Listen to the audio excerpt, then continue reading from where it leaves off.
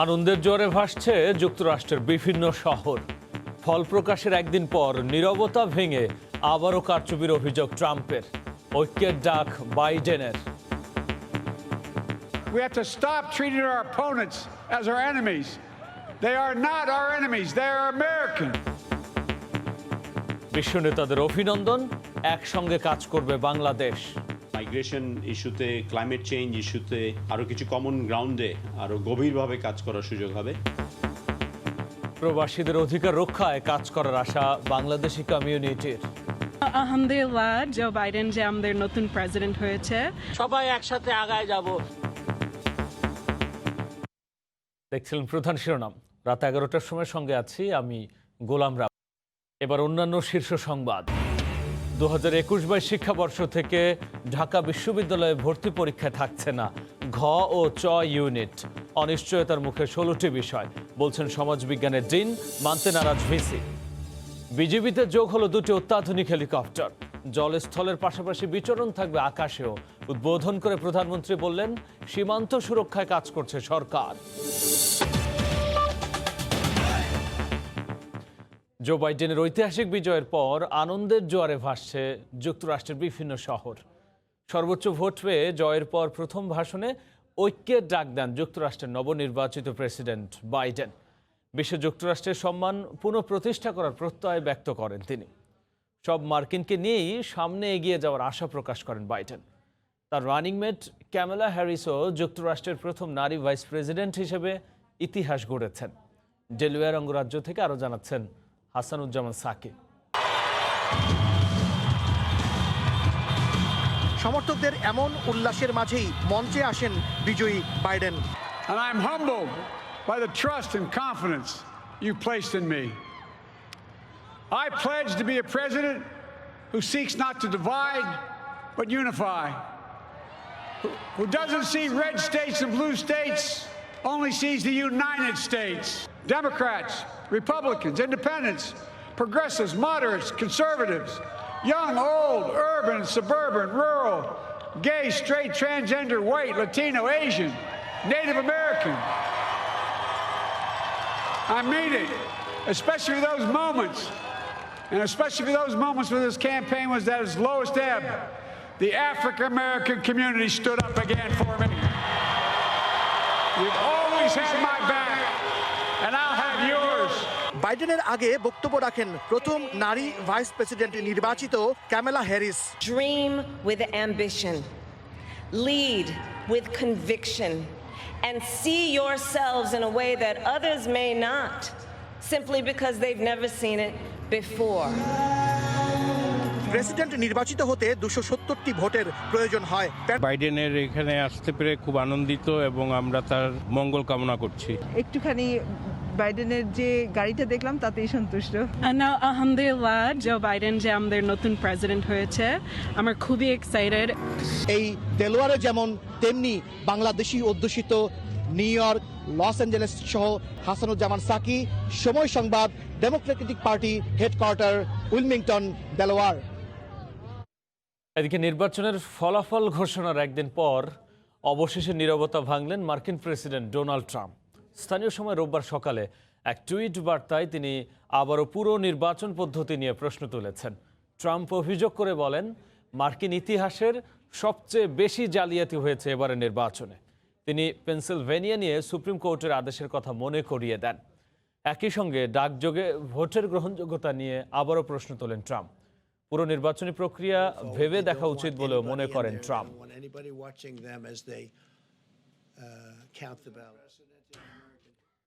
মার্কিন নির্বাচনে বিজয়ের পর ডেমোক্র্যাট নেতা জো বাইডেনকে অভিনন্দন জানিয়েছেন বিভিন্ন দেশের সরকার ও রাষ্ট্রপ্রধান। দ্বিপক্ষীয় সম্পর্ক উন্নয়নের আশা প্রকাশ করেছে ব্রিটেন, ফ্রান্স, জার্মানি সহ বেশ কয়েকটি দেশ।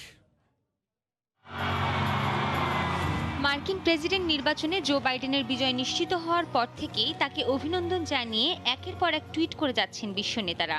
শনিবার নবনির্বাচিত প্রেসিডেন্টকে শুভেচ্ছা জানিয়ে যুক্তরাষ্ট্রের সঙ্গে সম্পর্ক উন্নয়নের আশা ব্যক্ত করেছেন ব্রিটিশ প্রধানমন্ত্রী বরিস জনসন, ফরাসি প্রেসিডেন্ট ইমানুয়েল ম্যাক্রো, কানাডার প্রধানমন্ত্রী Justin Trudeau, German chancellor Angela Markle সহ বিভিন্ন দেশের রাষ্ট্রপ্রধান।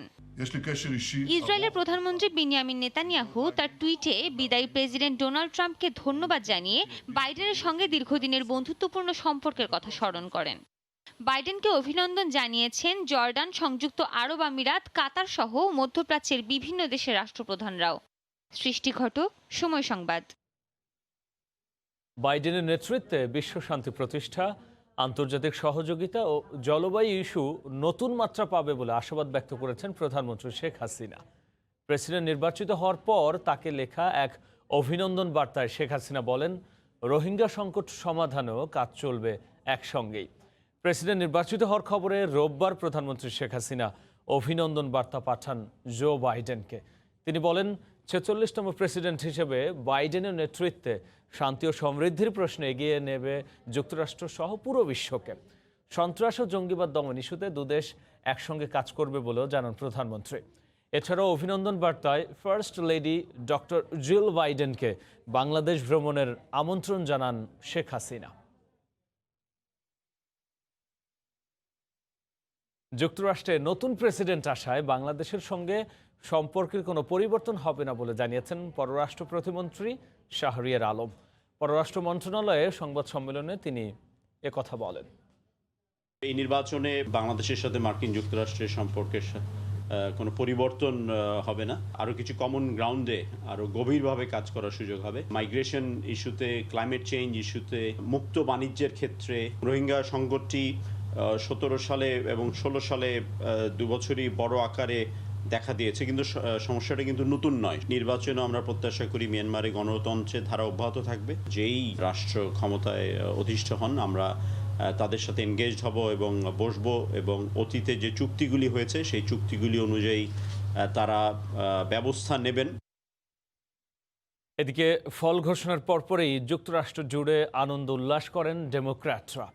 ক্যালিফোর্নিয়ার বিজয় উৎসবে অংশ নেন প্রবাসী বাংলাদেশিরাও। তারা মনে করছেন জো বাইডেন প্রশাসন প্রবাসীদের অধিকার রক্ষায় কাজ করবে। ক্যালিফোর্নিয়া থেকে বিস্তারিত লস্কর আল মামুনের রিপোর্টে। ফল ঘোষণার পরপরই লস অ্যাঞ্জেলেসে আনন্দের বন্যা বইছে। তারা তাদের প্রেসিডেন্ট জো বাইডেন এবং ভাইস প্রেসিডেন্ট কমলা হ্যারিসকে স্বাগত জানাতে রাজপথে নেমে এসেছেন। এমন উৎসবমুখর পরিবেশ যখন চলছিল, সেখানে প্রবাসী বাংলাদেশিরাও দেশে উপস্থিত হয়েছেন স্বতঃস্ফূর্তভাবে। প্রবাসী বাংলাদেশিরা মনে করছেন জো বাইডেন এবং কমলা হ্যারিস হবে অভিবাসন বান্ধব সরকার, এবং এই কমলা হ্যারিস এবং জো বাইডেনের কাছ থেকে তারা স্বাস্থ্যসেবা সহ শিক্ষা এবং নানান ধরনের সুযোগ সুবিধা তারা পাবে। সমগ্র বাংলাদেশি পক্ষ থেকে এই বিজয়কে আনন্দ উৎসব হিসাবে সেলিব্রেট করছি। ক্যালিফোর্নিয়া ডেমোক্রেটিক পার্টির পক্ষ থেকে সবাইকে, তাছাড়া Kamala Harris, Joe Biden, long live, long live. আমাদের র্যালি হবে, এটা আমরা খুবই আনন্দিত এই ইলেকশনের জন্য। সবাই একসাথে আগায় যাব ইনশাআল্লাহ। আমাদের একটা বড় জয় হয়েছে। তারা মনে করছেন জো বাইডেন এবং কমলা হ্যারিস একটি গণতান্ত্রিক সরকারের রাষ্ট্রের দায়িত্বে থাকাকালীন সময়ে বাংলাদেশের সাথে একটি দ্বিপাক্ষিক সুন্দর সম্পর্ক তৈরি হবে। তারা এও মনে করছেন দুদেশের বাণিজ্য যে চুক্তি রয়েছে এবং বাণিজ্য আরো প্রসার ঘটবে, এবং অর্থনৈতিক একটি শক্তিশালী রাষ্ট্র হিসাবে বাংলাদেশ বিনির্মাণে যুক্তরাষ্ট্রের সাথে সম্পর্ক অধিকতর দক্ষ এবং মজবুত হবে বলে প্রবাসী বাংলাদেশিরা আশা করছেন। লস্কর আল মামুন, সময় সংবাদ, লস অ্যাঞ্জেলেস, যুক্তরাষ্ট্র। প্রশিক্ষণের মাধ্যমে সীমান্তরক্ষী বাহিনী বিজেপিকে পেশাগত দক্ষতা অর্জন করতে হবে উল্লেখ করে প্রধানমন্ত্রী শেখ হাসিনা বলেছেন, প্রয়োজনে ডিজিটাল প্রযুক্তি ব্যবহারের উদ্যোগ নিতে হবে। সকালে ভিডিও কনফারেন্সে বাহিনীটির এয়ার উইংয়ে নতুন 2টি হেলিকপ্টারের উদ্বোধন অনুষ্ঠানে এই কথা বলেন তিনি। পিলখানা হত্যাকাণ্ডের মতো ঘটনা যাতে আর না ঘটে সেদিকে খেয়াল রাখতে বলেন শেখ হাসিনা। জানান, সীমান্ত সুরক্ষায় সব ব্যবস্থা নিচ্ছে সরকার।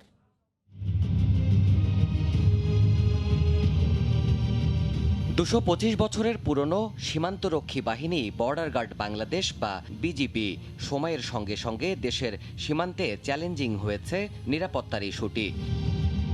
আধুনিক সরঞ্জামের সমন্বয়ে দুর্গম অঞ্চলেও এখন সদর্পে নজরদারি করছে এই আধা সামরিক বাহিনীটি। সীমান্তের অতন্দ্র প্রহরী হয়ে দেশের সার্বভৌমত্বের ফার্স্ট লাইন প্রহরী হিসেবে সম্প্রতি বিজিবিতে যোগ হয়েছে 12টি আর্মার্ড পার্সোনাল ক্যারিয়ার, এপিসি, 10টি রায়ট কন্ট্রোল ভেহিকল এবং 120টি এটিভি সহ অত্যাধুনিক পেট্রোলিং ভেহিকল। আধুনিকায়নের ধারাবাহিকতায় এই বাহিনীতে যুক্ত হলো দুটি MI-71E মডেলের হেলিকপ্টার। এর মাধ্যমে বিজিবি পরিণত হলো ত্রিমাত্রিক বাহিনী হিসেবে।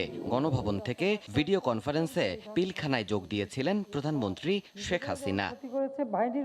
বিডিআর বিদ্রোহের ঘটনা অনাকাঙ্ক্ষিত উল্লেখ করে শেখ হাসিনা বলেন, এই বাহিনীর উন্নয়নে সার্বিক উদ্যোগ বাস্তবায়ন করছে সরকার। এর মাঝে কিছু ঘটনা ঘটেছে যেটা অনাকাঙ্ক্ষিত। এ ধরনের ঘটনা আর ঘটুক সেটা আমরা চাই না।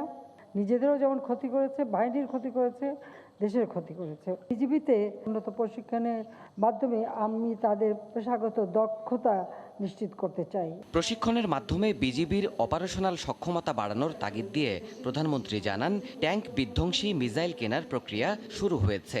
প্রত্যেক বাহিনীও সেই ডিজিটাল পদ্ধতি ব্যবহার করবে, সেটাই আমরা চাই। সীমান্ত এখন আমাদের সুনির্দিষ্টভাবে নির্দেশ করা হয়েছে, ম্যাপ তৈরি এবং সিগনেচার করা হয়েছে, এবং এটা আমাদের সীমান্তগুলি এখন সুরক্ষার জন্য আমরা যথাযথ ব্যবস্থা নিচ্ছি। অনুষ্ঠানে সরকার প্রধানকে রাষ্ট্রীয় সালাম জানায় বিজিবির চৌকস দল। দেবাশিস রায়, সময় সংবাদ, ঢাকা। মুজিব বর্ষ উপলক্ষে একাদশ জাতীয় সংসদের বিশেষ অধিবেশন শুরু হয়েছে। সংসদ কক্ষে জাতির জনকের ছবি সহ এমন বৈঠকের আয়োজন সংসদের ইতিহাসে এবারই প্রথম। সন্ধ্যা 6টায় শুরু হয় এই অধিবেশন। শুরুতে সম্প্রতি অ্যাটর্নি জেনারেল মাহবুবে আলম, হেফাজতে ইসলামীর আমির আল্লামা শফি সহ মৃত্যুবরণ করা গুরুত্বপূর্ণ ব্যক্তিদের স্মরণে শোক প্রস্তাব গ্রহণ করা হয়। পরে নারী ও শিশু নির্যাতন দমন অধ্যাদেশ সহ কয়েকটি বিল ও আইনের খসড়া উপস্থাপন করেন সংশ্লিষ্টরা। মুজিব বর্ষ উপলক্ষে আয়োজিত বিশেষ অধিবেশনে ভাষণ দেবেন রাষ্ট্রপতি ও প্রধানমন্ত্রী। সিএসসির মৃত্যুতে এই সংসদ গভীর সদস্যবৃন্দ, আমি এখন শোক। রাত 11টার সময় আরও থাকছে। হাইকোর্টের ব্যতিক্রমী রায়, মাদক মামলার 5 বছরের সাজাপ্রাপ্ত আসামিকে সংশোধনে দেয়া হলো পরিবারের জিম্মায়। দায়িত্ব নেবেন বৃদ্ধা মা ও নাবালক সন্তানদের। 2021-22 শিক্ষাবর্ষ থেকে ঢাকা বিশ্ববিদ্যালয়ে বিজ্ঞান, কলা, ব্যবসা এ 3টি ইউনিটে স্নাতক ভর্তি পরীক্ষা নেওয়া হবে। বিলুপ্ত করা হবে সামাজিক বিজ্ঞান অনুষদের ঘ এবং চারুকলা অনুষদের চ ইউনিটের ভর্তি পরীক্ষা। শিক্ষার্থীদের চাপ কমানোর জন্য এমন সিদ্ধান্ত নেওয়া হয়েছে বলে জানিয়েছেন ঢাকা বিশ্ববিদ্যালয়ের উপাচার্য ডক্টর আখতারুজ্জামান। তবে এর বিরোধিতা করে সমাজবিজ্ঞান অনুষদের ডিন ডক্টর সাদেকা হালিম বলছেন, সিদ্ধান্ত অনেক তড়িঘড়ি করে নেওয়া হচ্ছে, আর এক্ষেত্রে কিছু বিষয়ে জটিলতা তৈরি হতে পারে বলেও মনে করেন তিনি। ঘ ইউনিটের ভর্তি পরীক্ষার মাধ্যমে মূলত অর্থনীতি, রাষ্ট্রবিজ্ঞান ও লোক প্রশাসন সহ সমাজবিজ্ঞান অনুষদের 16টি বিভাগের জন্য বাছাই করা হয় মানবিক, ব্যবসা ও বিজ্ঞান 3 বিভাগের শিক্ষার্থীকেই। একই সঙ্গে আরও 39টি বিষয়ে শিক্ষার্থীরা গ্রুপ পরিবর্তনের সুযোগ পান। শুক্রবার ঢাকা বিশ্ববিদ্যালয়ের উপাচার্য অধ্যাপক ডক্টর আখতারুজ্জামানের সভাপতিত্বে অনুষ্ঠিত রিজ কমিটির বৈঠকে বাদ দেওয়ার সিদ্ধান্ত হয় ঘ এবং চ ইউনিটের ভর্তি পরীক্ষা। এক্ষেত্রে শিক্ষার্থীদের চাপ কমানোর বিষয়টিকে সামনে আনলেও প্রশ্নপত্র ফাঁসের বিষয়টি এড়িয়ে যান উপাচার্য। শিক্ষার্থীদের চাপ কমবে, ভর্তি পরীক্ষার সংখ্যা কমবে, প্রশ্ন ফাঁসের বিষয়টি এটা আমরা তো মূল উৎপাটন করেছি। তবে এই সিদ্ধান্তের বিরোধিতা করে সমাজবিজ্ঞান অনুষদের ডিন বলছেন, এ নিয়ে বিকল্প রূপরেখা তৈরি না করেই তড়িঘড়ি করে সিদ্ধান্ত নেওয়া হয়েছে। পাশাপাশি সমাজবিজ্ঞান অনুষদের 16টি বিভাগের ভর্তি নিয়েও শঙ্কার কথা জানান তিনি। আগে তড়িঘড়ি করার চেষ্টা করা হয়েছিল, আমি করতে দেইনি। 16টি বিভাগ যে অনুষদে আছে, 300 শিক্ষক আছে, 6500 ছাত্র আছে, আর সেখানে তাহলে আমাদেরকে বিকল্প চিন্তা করতে হবে। সেভাবে কোনো সুস্পষ্ট রূপরেখাই দেওয়া হয়নি। যদিও উপাচার্য বলছেন, বিকল্প রূপরেখার আলোচনা প্রক্রিয়াধীন। সামাজিক বিজ্ঞানের শিক্ষার্থী বিজ্ঞানে যাবে, বিজ্ঞানের ছাত্র আর্টসে আসবে, সেগুলোর জন্য একটি নীতি, সেই বিষয়টি আমাদের বিবেচনায় রাখতে হবে, সেটি আছে। এদিকে শুধু ঘ ইউনিটের দিকে চেয়ে থাকা ভর্তিচ্ছুরা মনে করেন, মাধ্যমিক ও উচ্চ মাধ্যমিকের ফলাফলের বিষয়টি নিয়ে বিপাকে পড়বেন তারা। যারা কিনা সায়েন্সে থাকেন তখন কিন্তু তারা এই ইউনিটের ভর্তি পরীক্ষা দিতে পারেন, কিন্তু অনেকে রয়েছে যাদের কিনা সেই ভর্তি পরীক্ষা দেওয়ার মতো ন্যূনতম যোগ্যতা অর্জন করে উঠতে পারেনি। তখন সেক্ষেত্রে দেখা যায় তারা কিন্তু সেই ঘ এবং চ এই 2টি ইউনিটের দিকেই ঝুঁকবেন। আমরা আসলে ব্যাপারটা নিয়ে একটু দ্বিধায় আছি যে আসলে ভর্তি প্রক্রিয়াটি কেমন হবে। ডিনস কমিটিতে বিষয়টি মোটামুটি সিদ্ধান্ত হয়ে গেলেও চূড়ান্ত অনুমোদনের জন্য যেতে হবে একাডেমিক কাউন্সিলে। বেলায়েত হোসাইন, সময় সংবাদ, ঢাকা। স্বাস্থ্য অধিদপ্তরের হিসেবে করোনা আক্রান্ত হয়ে দেশে একদিনে 18 জন মারা গেছেন। নতুন শনাক্ত হয়েছেন 1474 জন। এ নিয়ে দেশে মোট রোগীর সংখ্যা 4,20,238 জন।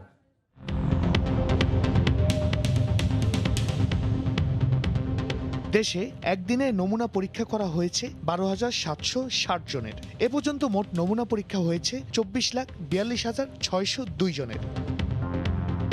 24 ঘন্টায় নতুন শনাক্ত হয়েছেন 1,474 জন। এ নিয়ে মোট রোগীর সংখ্যা 4,20,238 জন।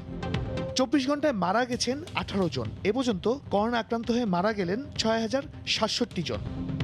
করোনা থেকে 24 ঘন্টায় সুস্থ হয়েছেন 1,577 জন। এ পর্যন্ত সুস্থ হয়েছেন 3,38,145 জন।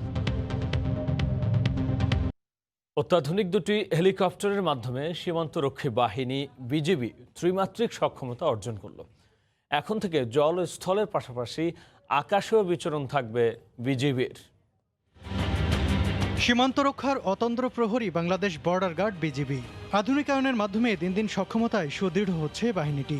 মহান মুক্তিযুদ্ধ থেকে শুরু করে বিভিন্ন সময়ে জাতি গঠনে গুরুত্বপূর্ণ অবদান রেখেছে এই বাহিনী। দুর্গম সীমান্ত এলাকায় চোরাচালান, অবৈধ অনুপ্রবেশ ঠেকাতে কাজ করতে গিয়ে হরহামেশাই চ্যালেঞ্জের মুখোমুখি হতে হয় সীমান্তরক্ষীদের। সীমান্ত রক্ষা কার্যক্রমে গতি আনতেই 2016 সালে গঠন করা হয় বিজিবি এয়ার উইং। 2018 সালে 2টি MI-171E হেলিকপ্টার কেনার জন্য চুক্তি করা হয় রাশিয়ান হেলিকপ্টার্সের সঙ্গে।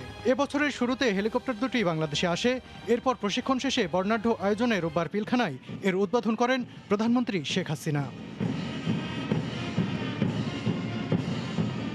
অত্যাধুনিক প্রযুক্তির এই হেলিকপ্টার সংযোজনের পর এখন থেকে জল, স্থল ও আকাশসীমায় সমান নজরদারি করতে পারবে বিজিবি।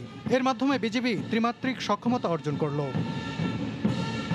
26 জনের ধারণ ক্ষমতার এই হেলিকপ্টার দুটির সর্বোচ্চ গতি ঘন্টায় 250 কিলোমিটার। শীতাতপ নিয়ন্ত্রিত ও অটোপাইলট সিস্টেমের এই হেলিকপ্টারের সর্বোচ্চ পরিবহন ক্ষমতা 3000 কেজি। অপারেশনাল কার্যক্রম, রসদ সরবরাহ ও প্রশাসনিক কর্মকাণ্ড পরিচালনায় হেলিকপ্টার দুটি কার্যকরী ভূমিকা রাখবে বলে আশা করা হচ্ছে। বিজিবির দুজন বীরশ্রেষ্ঠ ল্যান্স নায়েক নূর মোহাম্মদ শেখ ও ল্যান্স নায়েক মুন্সি আব্দুর রউফের নামে হেলিকপ্টার দুটির নামকরণ করা হয়েছে। সীমান্তরক্ষী বাহিনীতে নতুন দুটি অত্যাধুনিক হেলিকপ্টার সংযোজিত হয় উচ্ছ্বসিত এই বাহিনীর সদস্যরা। আপনারা দেখতে পাচ্ছেন এই হেলিকপ্টার ঘিরে এই বাহিনীর সদস্যরা ঘুরছেন, ছবি তুলছেন, দেখছেন। তারা বলছেন এটি সীমান্তরক্ষা কার্যক্রমে যেমন গতি আনবে তেমনই বাড়িয়ে দেবে তাদের মনোবল। সালাউদ্দিন সুমন, সময় সংবাদ, ঢাকা। রাত 11টার সময় আরও থাকছে। রাতারাতি মডেল হবার নেশায় অন্ধকারের চোরাগলিতে ডুবে যাচ্ছে বহু তরুণ তরুণী। সামাজিক মাধ্যমে পাতা হয় প্রতারণার ফাঁদ, জড়িত বেশ কয়েকটি চক্র। অপরাধ করলে সাজা মিলবে এটাই নিয়ম। তবে এবার ঘটল ভিন্ন ঘটনা। মাদক মামলায় 5 বছরের দণ্ডপ্রাপ্ত আসামিকে কারাগারে না পাঠিয়ে সংশোধনের জন্য পরিবারের জিম্মায় দিল হাইকোর্ট। শর্ত, বৃদ্ধ মায়ের সেবা আর 2 সন্তানকে পড়াশোনা করাবেন ওই আসামি। আর না মানলে আবারও যেতে হবে কারাগারে। 411 পিস ইয়াবা পাওয়ার অভিযোগে করা মামলায় নিম্ন আদালতে 5 বছরের কারাদণ্ডের আদেশ পান কেরানীগঞ্জের বাসিন্দা মতি মাতবর। 20 মাস জেলও খাটেন এই আসামি। এরই মাঝে নিজেকে নির্দোষ দাবি করে সাজার বিরুদ্ধে হাইকোর্টে আপিল করলে রোববার উচ্চ আদালত সাজা বহাল রাখেন। তবে দেন এক ব্যতিক্রমী রায়। রায়ে আসামিকে জেলে ফেরত পাঠানোর বদলে তাকে নিজ পরিবারের কাছে থেকে সংশোধনের সুযোগ দেন হাইকোর্ট। শর্ত দেয়া হয় 75 বছর বয়সী বৃদ্ধ মাকে সেবা আর 2 সন্তানকে লেখাপড়া করানোর। উচ্চ আদালতের এই রায়কে যুগান্তকারী উল্লেখ করে আইনজীবীরা জানালেন, হাইকোর্টে মাদক মামলার আসামিকে প্রবিশনের সুযোগ দেওয়ার ঘটনা এটি প্রথম। তিনি বাসায় থেকে তার 2টি সন্তানের পড়াশোনা কন্টিনিউ করবেন। 75 বছর বয়সের মা আছে, এই মায়ের সেবা শুশ্রূষা করবেন। পরিবারের সঙ্গে থেকে তিনি যেন জীবনযাপন করতে পারেন, কারেকশন হতে পারেন, সংশোধিত হতে পারেন। বাংলাদেশের উচ্চ আদালতের ইতিহাসে বিশেষ আইনে এটিই প্রথম প্রবেশন আদেশ। আদালতের এমন মানবিক রায় পেয়ে খুশি আসামি মতি মাতবর ও তার পরিবার। আমার বাবু তো তখন আরও ছোট ছিল, এই বাবুকে আমি কুলে নিয়ে এমনি সেমনি খুব দৌড়াইতাম। আমি এখন আল্লাহর কাছে কি বলবো, আমার মানে কোনো ভাষা নেই। আমার ফ্যামিলির সবার দেখশন করতে হবে, মাকে দেখশন করতে হবে, 2টা ছেলে মেয়েকে লেখাপড়ার একটাই দিছে। তবে শর্ত পালনে ব্যর্থ হলে আসামিকে কারাগারে ফেরত যেতে হবে বলেও রায় বলেন হাইকোর্ট। মার্জিয়া মুমু, সময় সংবাদ, ঢাকা। একটি কেবল অপারেটর সংস্থার বিরুদ্ধে অপেশাদারী আচরণের অভিযোগ তুলেছে কেবল অপারেটরস অ্যাসোসিয়েশন অব বাংলাদেশ। বিকেলে কোয়াবের ঐক্য পরিষদ ব্যানারে রাজধানীর বনানীতে একটি হোটেলে সংবাদ সম্মেলনে এ নিয়ে ক্ষোভ জানান সংগঠনটির নেতারা। কেবল অপারেটরদের সমস্যার সমাধানে তথ্য মন্ত্রণালয়ের সহযোগিতা কামনা করেন তারা। ব্যবসায়ীদের সাথে আমাদের যারা ব্যবসায়ী আছে তাদের সাথে অসৌজন্যমূলক আচরণ, তারপরে রয়েছে আপনার বিভিন্ন জায়গাতে নেটওয়ার্ক, সেই নেটওয়ার্ক নিয়ে আমাদের বিভিন্ন অপারেটরের মাঝখানে নতুন করে নেটওয়ার্ক তৈরি করা। গত 4 তারিখ থেকে আমরা এই সমস্যার সমাধান না হওয়া পর্যন্ত জাদুভিশন কর্তৃক পরিবেশিত যে 7টি চ্যানেল আছে তাদের সাথে সমস্যা সমাধান না হওয়া পর্যন্ত এটা অনির্দিষ্ট সময়ের জন্য বন্ধ থাকবে। উনার ইচ্ছা সারা বাংলাদেশ ব্যাপী উনি বিজনেস করবেন। শুধু তাই নয়, আপনারা আজকে বলেছেন প্রেস ক্লাবে আরেকজন ভাইয়েরা করেছেন, আইপিটিভির কথা বলেছেন, ডিটিএইচ এর কথা বলেছেন। আইপিটিভি ডিটিএইচ এটা আমাদের প্ল্যাটফর্ম না, তবু আপনাদেরকে বলি আইপিটিভি ক্ষতি করে যদি থাকে সেই ডিস্ট্রিবিউটর জাদুভিশন লিমিটেডই আইপিটিভিটা করেছেন এবং আইপিটিভি ব্যবসা শুরু করেছেন। কেবল অপারেটরদের মধ্যে দ্বিধা বিভক্তি করছেন। যখন এই কেবল অপারেটররা উনার সিগন্যাল নিতে অস্বীকার করছেন, অনীহা প্রকাশ করছেন, সেই জায়গায় মাসেলম্যানকে দিয়ে উনি বিজনেসটা করার চেষ্টা করছেন। এদিকে প্রেস ক্লাবে কোয়াব সমন্বয় কমিটির ব্যানারে এক সংবাদ সম্মেলনে অভিযোগ করে বলা হয়, কিছু চ্যানেল বর্জনের নামে বাংলাদেশের কেবল ব্যবসাকে ধ্বংসের দিকে নিয়ে যাওয়া হচ্ছে। কমিটির যুগ্ম আহ্বায়ক সৈয়দ মোশাররফ আলী চঞ্চল বলেন, এই ষড়যন্ত্র চলতে থাকলে কেবল অপারেটররা তাদের গ্রাহক হারাবে। সম্প্রতি একটি পে চ্যানেল ডিস্ট্রিবিউটর মদতপুষ্ট কিছু কেবল অপারেটরের একটি সিন্ডিকেট ওয়ান অ্যালায়েন্স নামে তাদের হীন স্বার্থ চরিতার্থ করার জন্য স্টার গ্রুপের চ্যানেল বয়কট করার ঘোষণা দেয়, যার সাথে সারা দেশের সংখ্যাগরিষ্ঠ কেবল অপারেটররা কোনোভাবেই সম্পৃক্ত নয়। স্টার গ্রুপের চ্যানেল বয়কটের যে ঘোষণা কোয়াব থেকে বা কোয়াবকে যে হাতিয়ার বানিয়ে ব্যবহার করছে, যা অপপ্রচার চালাচ্ছে, আমরা এর তীব্র প্রতিবাদ জানাচ্ছি। আমরা কোনো পে চ্যানেল ডিস্ট্রিবিউটরের পক্ষপাতিত্ব কখনোই সমর্থন করি না। পক্ষ বিপক্ষ হয়ে পে চ্যানেলগুলো চালানো হয়েছিল এবং দীর্ঘ 13 মাস পর্যন্ত এই ক্রাইসিস চলেছে, মাঝখান দিয়ে কিন্তু গ্রাহকরা ভুগেছে। আমাদের মনে হচ্ছে যে সেই ধরনের হয়তো কোনো সিচুয়েশন সামনের দিকে যেতে পারে। তো এই যে বয়কটের জন্য আসলে সাফারার কারা হবে? গ্রাহকরা হবে। এই চ্যানেল যদি না থাকে তাহলে গ্রাহকরা কিন্তু ডিটিএইচ প্ল্যাটফর্ম আছে, আইপিটিভি প্ল্যাটফর্ম আছে, সেদিকে কিন্তু চলে যাবে। রাতারাতি মডেল হওয়ার নেশায় অনেক স্বপ্নরাঙা তরুণ চোখ ডুবে যায় অন্ধকার চোরাগলিতে।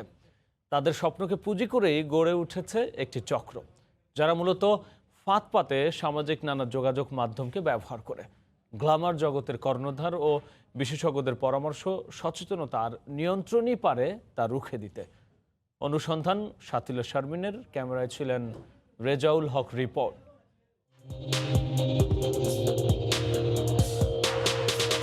স্বপ্ন রাঙানো চোখ ছবি আঁকে মায়াময় জগতের, যেখানে কোটি মানুষ তাকে দেখবে মুগ্ধ চোখে। স্বপ্নের পিছনে ছুটতে গিয়ে তরুণ মন অনেক ক্ষেত্রেই বাধা মানে না। সেই জগতের অপরাধীরা সবসময় সুযোগ খোঁজে যে কোনো দুর্বলতার। স্বপ্ন চোখের তরুণরা সহজেই এই ফাঁদে পা দেয়।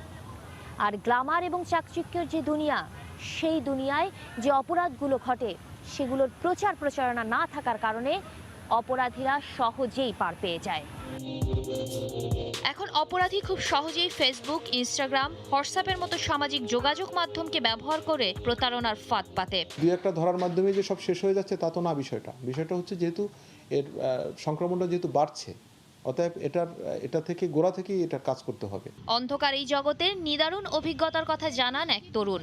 স্বপ্নকে ধরতে গিয়ে কিভাবে পদে পদে বিপদে পড়তে হয়েছে তাকে। আমারটাই তো 80,000 নিয়ে নিছে। পরে মোহরত শেষ হওয়ার পরে বাসায় সকালে ফোন দিছি, ফোন অফ। কি দরকার হয় একজন মডেল হতে গেলে? শর্টকাট হয়ে কখনোই টিকে থাকে না। আপনাকে যে উঠাবে সে আপনাকে টান দিলে আপনি পড়ে যাবেন। একটা মডেল একটা কালচার জানবে, একটা দেশ সম্বন্ধে জানবে, হ্যাঁ দেখতেও সুন্দর লাগবে। শিল্পের নামে যারা অপরাধে জড়াচ্ছে তাদের বিরুদ্ধে কি ধরনের ব্যবস্থা রেখেছে অভিভাবক সংস্থাগুলো? আসলে তারা যে কোন কোয়ালিটির প্রোডাকশন করছে এটা আমরা ইউটিউব দেখলেই বুঝতে পারি। যারা প্রতারক চক্র কিংবা যারা অপরাধী তারা আরো বেশি সুযোগ পেয়ে যায়। তারা আরও বেশি আপনার এক্সপ্লয়েট করার সুযোগ পেয়ে যায়। যে কোনো ভিজুয়াল উপস্থাপনার জন্য লাইসেন্স নেবার প্রক্রিয়াকে মনিটরিংয়ের মধ্যে আনতে চলছে তথ্য মন্ত্রণালয়ের সঙ্গে আলোচনা, যা এখনো আলোর মুখ দেখেনি। শাতিলা শারমিন, সময় সংবাদ, ঢাকা।